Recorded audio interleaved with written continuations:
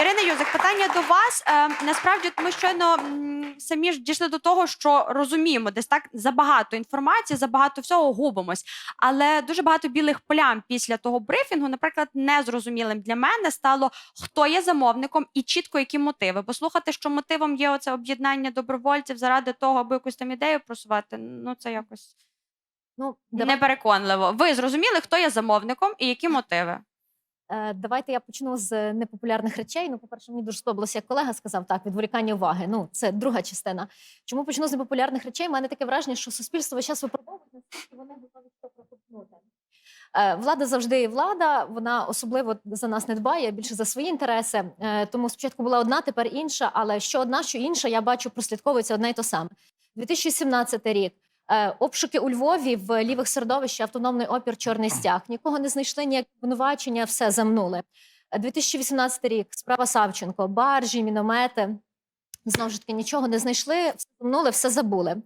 Експертизу по справі Савченко робив Рувін, той самий, що зараз сидів на прес-конференції. Тобто була одна влада, він працює на одну владу, є інша влада на іншу владу. Яке замовлення, таке й виконуємо замовлення. Але десь тоді промовчали, десь зараз промовчимо, ну і будемо мати ще гірші наслідки, очевидно, так, на мою думку.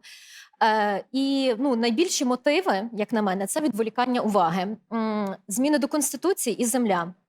Земля ми вже бачимо, які зараз ідуть протистояння, як розпалюється, градус напруги підростає, і зміни до Ірина, але це мотиви брифінгу. А мотиви з брифінгу ви зрозуміли тих, кого звинувачують у вбивстві, тим, кому інкримінується вбивство? Ви їхні мотиви почули, зрозуміли, для чого ця нібито група організована це вчинила?